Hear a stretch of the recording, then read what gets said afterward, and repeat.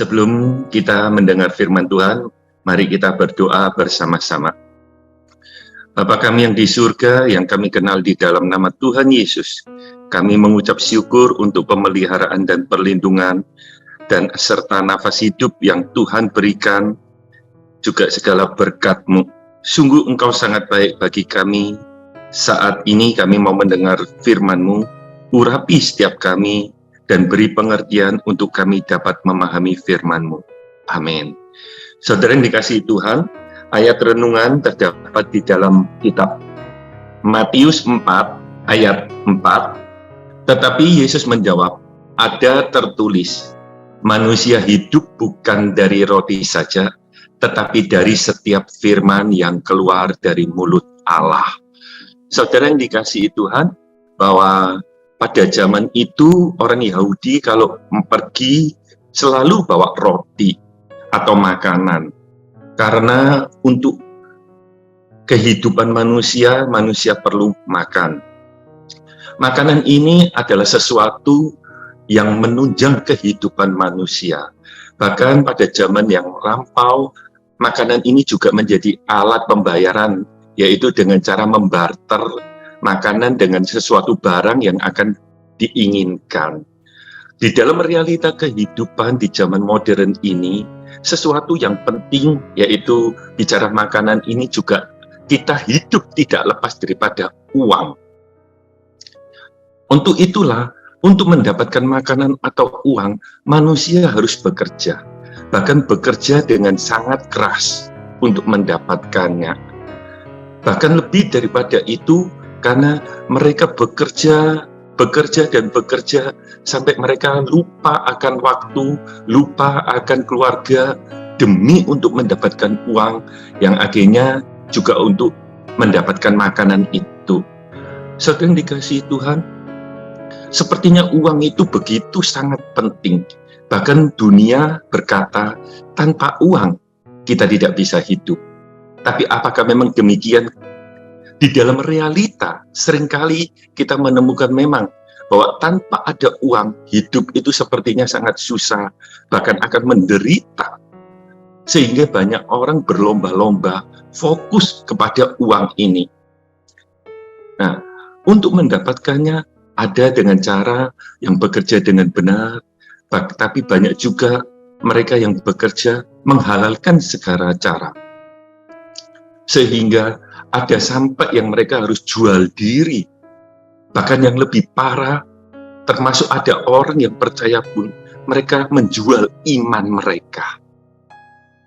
Itulah sebabnya firman hari ini berkata, bahwa manusia hidup bukan dari roti saja, tetapi dari setiap firman yang keluar dari mulut Allah. Kenapa orang berlomba ingin punya uang? Karena untuk bisa makan. Setelah untuk bisa makan, mereka tetap ingin punya uang. Kenapa? Karena mereka dengan uang itu bisa memenuhi segala keinginan kebutuhannya. Dengan uang itu, mereka bisa mendapatkan hormat. Dengan uang itu, mereka bisa mendapatkan kekuasaan. Sehingga akhirnya ketika manusia mulai terjebak kepada pola pikir seperti ini, mereka lupa bahwa ada firman Tuhan, firman yang keluar dari mulut Allah. Nah, saudara yang dikasihi Tuhan, mari saya ajak kita buka firman Tuhan, yaitu di dalam 2 Timotius 3 ayat 2. Manusia akan mencintai dirinya sendiri dan menjadi hamba uang. Mereka akan membual dan menyombongkan diri. Mereka akan menjadi pemfitnah, mereka akan berontak terhadap orang tua, dan tidak tahu berterima kasih, tidak mempedulikan agama. Dikatakan, manusia akan mencintai dirinya sendiri dan menjadi hamba uang. Mereka akan membual dan menyombongkan diri.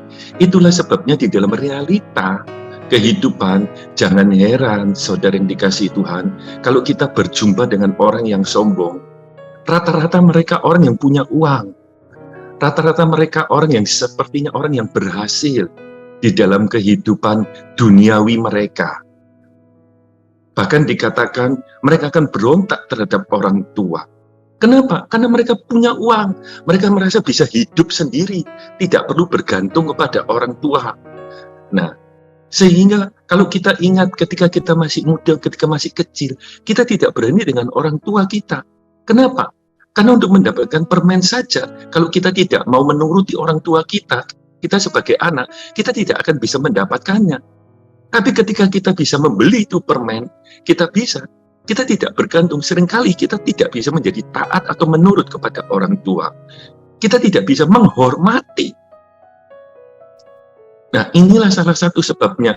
Makanya di dalam kitab 1 Timotius 6 ayat 10 dikatakan, karena akar segala kejahatan ialah cinta uang. Sebab oleh memburu uanglah beberapa orang telah menyimpang dari iman dan menyiksa dirinya dengan berbagai-bagai duka. Jadi karena cinta uang, merasa nikmat dengan uang itu, dengan fungsinya, orang akhirnya malah berlomba untuk memburu. Dan dikatakan di sini beberapa orang telah menyimpang dari iman. Artinya punya iman, tetapi menyimpang.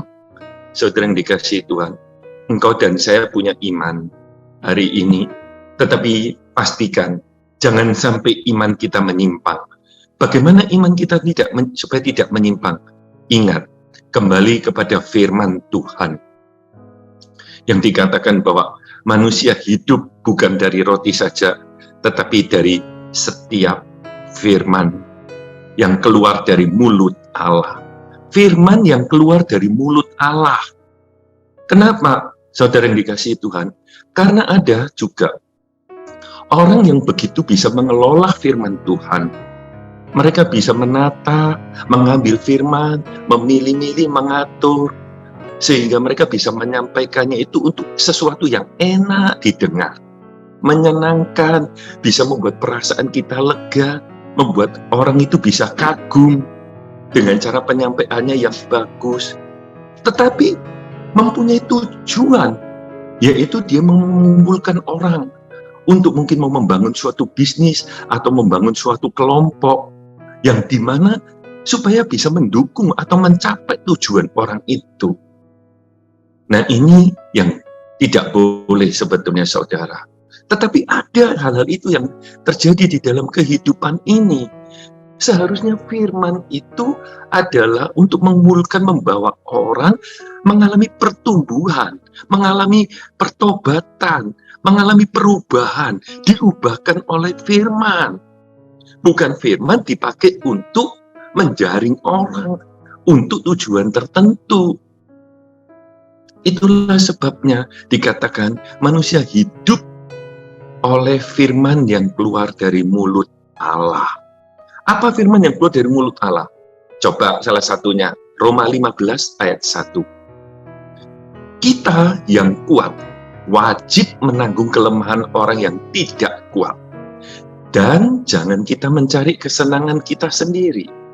Dikatakan kita yang kuat, yang berhasil, yang sukses, mungkin yang kaya. Dikatakan wajib menanggung kelemahan orang yang tidak kuat. Nah, kalau hari ini kita bertemu dengan orang yang gagal, orang yang susah, jangan sampai saudara kita yang mengenal, tahu firman Tuhan ini, saudara yang dikasihi Tuhan, kita lupa, malah kita mengatai, kamu malas, kamu bodoh, kamu tidak sungguh-sungguh. Tapi apakah kita lupa firman Tuhan di dalam kitab Matius 28 dikatakan bahwa ajarlah mereka. Kalau kita bertemu dengan orang yang seperti ini, mari kita mengajarkan kepada mereka untuk supaya bisa rajin, mengajarkan untuk bisa semangat. Melalui apa? Firman Tuhan. Di dalam firman Tuhan ada pengharapan. Di dalam firman Tuhan ada kekuatan. Jadi saudara, jangan takut. Itulah sebabnya firman Tuhan juga di dalam Amsal 22 ayat 4. Ganjaran kerendahan hati dan takut akan Tuhan adalah kekayaan, kehormatan, dan kehidupan. Ternyata untuk sukses, untuk kaya, mulailah dengan kerendahan hati. Firman Tuhan berkata, dan takut akan Tuhan akan juga mendatangkan kekayaan dan kehormatan. Dengan ketaatan kita kepada Tuhan, maka Tuhan tidak pernah akan meninggalkan kita. Memang mungkin kita diizinkan untuk mengalami itu. Sebagaimana firman Tuhan di dalam 1 Raja-Raja 17, ayat 8-12, di situ diceritakan tentang Elia dan janda Sarfat. Dikatakan bahwa ayat ke-12, perempuan itu menjawab, demi Tuhan Allahmu yang hidup, sesungguhnya tidak ada roti sedikit pun padaku, kecuali segenggam tepung dalam tempayan dan sedikit minyak dalam buli-buli. Dan sekarang aku sedang mengumpulkan 2-3 tahun kayu, kemudian aku pulang mengolahnya bagiku dan anakku, dan setelah kami memakannya, maka kami akan mati. Saudara, dari kisah ini kita belajar, ketaatan itu mendatangkan kehidupan.